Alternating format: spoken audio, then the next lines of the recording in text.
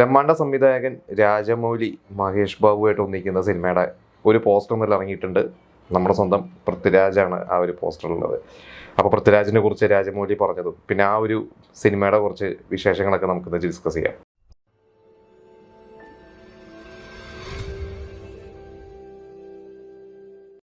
SSMB 29 അങ്ങനെയാണ് ഇപ്പോൾ ആ സിനിമയ്ക്ക് ടൈറ്റിൽ ഇട്ടിരിക്കുന്നത്. അതായത് മഹേഷ് ബാബുവിൻ്റെ 29ാമത്തെ സിനിമ. രാജമൗലി നമ്മുടെ RRR കഴിഞ്ഞിട്ട് ചെയ്യുന്ന സിനിമ. അപ്പോൾ ഭയങ്കര പ്രതീക്ഷ തന്നെയായിരുന്നു. ഇതിൻ്റെ ഒരു എന്താ പറയുക, ആദ്യത്തെ ഒരു അനൗൺസ്മെൻറ്റ് വന്നു കഴിഞ്ഞപ്പോഴൊക്കെ ഭയങ്കര ഹോപ്പായിരുന്നു. കാരണം മഹേഷ് ബാബു നമുക്കറിയാം തെലുങ്കിലെ ഒരു വലിയൊരു സൂപ്പർ സ്റ്റാർ തന്നെയാണ്. പക്ഷെ അദ്ദേഹം തെലുങ്കിൽ നിന്ന് മാറി, അതായത് ഒരു പാൻ ഇന്ത്യൻ, ഇപ്പോൾ നമുക്കറിയാം രാം ചരൺ, NTR അല്ലെങ്കിൽ അല്ലു അർജുൻ, ഇവരൊക്കെ ഒരു പാൻ ഇന്ത്യൻ ലെവലൊക്കെ എത്തിയിട്ടുണ്ട്. അതായത് ഇവരുടെ സിനിമകളൊക്കെ ആന്ധ്ര തെലുങ്കാനയിൽ നിന്ന് പുറത്ത് ഒക്കെ സഞ്ചരിച്ച്, പ്രത്യേകിച്ച് RRR എന്ന് പറയുന്ന ഒരു സിനിമയാണ് ശരിക്ക് രാം ചരണിനെയും NTRനെയൊക്കെ കുറച്ച് ജനകീയമാക്കിയത് മീൻസ് പുറത്തുള്ള സംസ്ഥാനങ്ങളിൽ.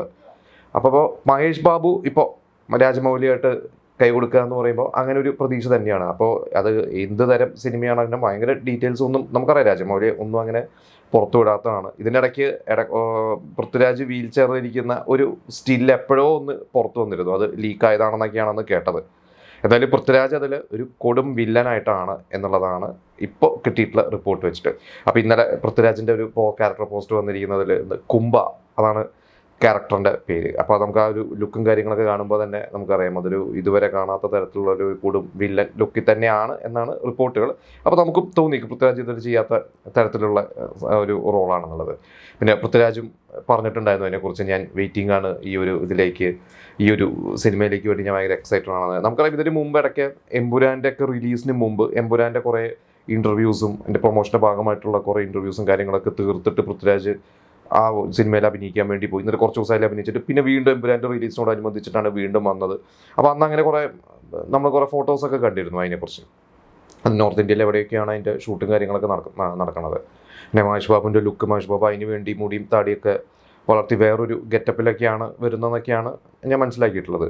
ഇപ്പോൾ രാജമൗലി പൃഥ്വിരാജിനെ കുറിച്ച് പറഞ്ഞത്, ഞാൻ കണ്ട ഏറ്റവും മികച്ച നടനാണ് നിങ്ങൾ എന്നുള്ള രീതിയിലാണ് പൃഥ്വിരാജിനെ അത്ര ഭയങ്കരമായിട്ട് ആണ് പുകഴ്ത്തിയിരിക്കുന്നത്.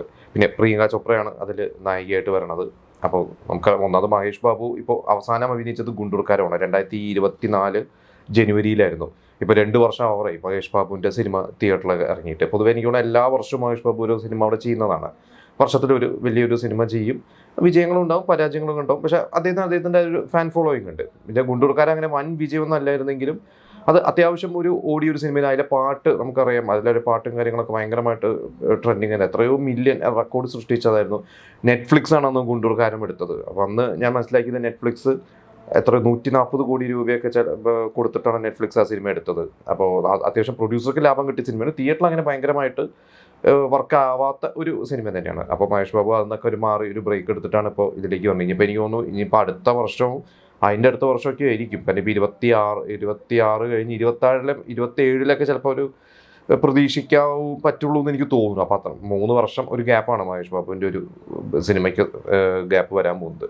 പക്ഷെ അതൊക്കെ എന്തായാലും പ്രതീക്ഷകൾ എന്താ പറയുക RRRൻ്റെയും മുകളിൽ പോകും. അപ്പോൾ ബാഹുബലിക്കും ബാഹുബലിയായിരുന്നു ആദ്യമായിട്ട് രാജമൗലിയുടെ ഒരു ബ്രഹ്മാണ്ഡ സിനിമ. അതിന് മുമ്പ് മഗധീര ചെയ്തു. അതന്ന് ആദ്യം 100 കോടി ക്ലബിലാണ് ആദ്യത്തെ ഒരു തെലുങ്ക് സിനിമ എത്തിയത്. അത് കഴിഞ്ഞ് ഈച്ച എന്ന് പറഞ്ഞ പടം ചെയ്തു. അത് കഴിഞ്ഞിട്ട് പിന്നെ ബാഹുബലി 1ഉം 2ഉം കഴിഞ്ഞ് പിന്നെ RRR. അപ്പോൾ ഒരു ഗ്രാഫ് ഭയങ്കര ഉയരത്തിലാണ് രാജമൗലിയുടെ പോയിക്കൊണ്ടിരിക്കുന്നത്. അപ്പോൾ ഇനിയിപ്പോൾ മഹേഷ് ബാബുവിൻ്റെ ഒരു സിനിമ എന്ന് പറയുമ്പോൾ എന്താവും എന്നുള്ളത് നമുക്ക് നോക്കാം. എന്തായാലും ഞാൻ എക്സൈറ്റഡ് ആണ്, ഞാൻ പ്രതീക്ഷയോടെ കാത്തിരിക്കുന്നത്. കാരണം മഹേഷ് ബാബുവും പൃഥ്വിരാജും രണ്ടുപേരും നേർക്കുന്നവർ വരുമ്പോൾ എന്ത് സംഭവിക്കും എന്നുള്ളത് നമുക്ക് എന്തായാലും ഇനി തിയേറ്ററിൽ വരുമ്പോൾ തന്നെ കാണാം.